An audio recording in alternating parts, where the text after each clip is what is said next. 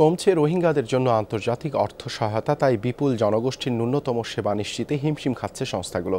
পর্যাপ্ত সাহায্য না পাওয়ায় ক্যাম্পে থাকা রোহিঙ্গারাও হতাশ।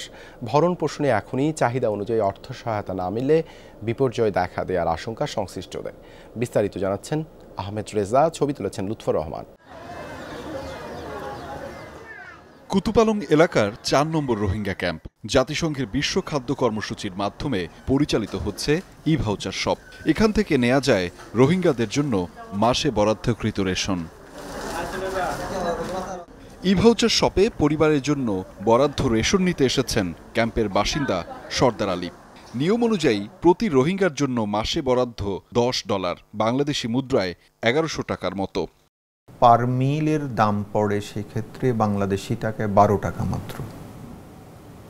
তো ১২ টাকা দিয়ে তো একটা ডিমও পাওয়া যায় না, তো ১২ টাকা দিয়ে একটা মিল কিভাবে হয়? ক্যাম্পের আরেক বাসিন্দা জয়তুন খাতুন। স্বামীহারা জয়তুনের সংসার ৫ জনের। জানালেন রেশনে কোনো রকম ২০ দিন যায় তার, মাসের বাকি ১০ দিন কাটে ধার দেনা বা না খেয়ে। মাসাল্লাহ রেশন দিলে ১০ দিন ২০ দিন হাই ভারি, ১৫ দিন ২০ দিন আর ১০ দিন নকুলা। এই ক্যাম্পের অনেক পরিবারের অবস্থাই এমন, রেশনের টাকা ফুরালেও ফুরায় না মাস।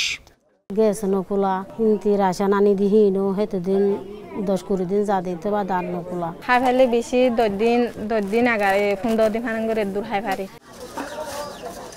মিয়ানমার থেকে পালিয়ে আসা ১০ লক্ষেরও বেশি জনগোষ্ঠীর ভরণ পোষণে হিমশিম খাওয়ার কথা জানাচ্ছে আন্তর্জাতিক সংস্থাগুলো।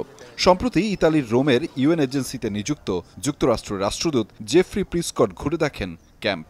আরও $৩ কোটি অর্থ সহায়তা ঘোষণা দেন রোহিঙ্গাদের জন্য।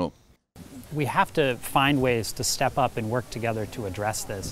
One of the reasons that I'm here is to try to bring some focus to this ongoing crisis. We're trying to get other donors to step up and do more.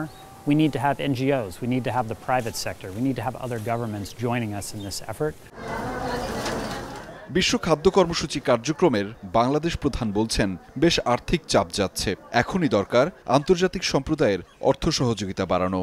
We have to assist them at least with their basic needs and also some of their basic livelihood and some form of self-reliance so that they don't become over-dependent on free handouts. ২০১৭ সালে আশ্রয় নেয় রোহিঙ্গারা। তাদের জন্য চাহিদার সর্বোচ্চ ৭৫% সহায়তা এসেছিল ২০১৯ সালে, আর সবচেয়ে কম আসে ২০২৩ সালে, যা চাহিদার মাত্র ৫০%। অনেকেই ক্যাম্প থেকে বেরিয়ে যাওয়ার চেষ্টা করছে কাজের সন্ধানে কিংবা খাদ্যের সন্ধানে। তো সেটি আমাদের স্থানীয় জনগণের উপর সাংঘাতিক রকম একটি আপনার ঋণাত্মক প্রভাব তৈরি করেছে এবং একইভাবে আমাদের সরকারের জন্য এটি মোকাবেলা করা অনেক কঠিন হয়ে পড়েছে। বৈশ্বিক নানা সংকটে রোহিঙ্গা সংকট যে প্রাধান্য হারাচ্ছে তা মনে করছেন অনেকেই। তবুও এই সংকট সমাধানের পথে বিশ্ব নেতাদের হাঁটতে অনুরোধ জানিয়েছেন সংশ্লিষ্টরা। বিশেষ করে বিপুল এই জনগোষ্ঠীর অর্থ সংস্থান যোগানে আরও বেশি ত্বরান্বিত পদক্ষেপ নেওয়া দরকার বলেও মনে করছেন তারা।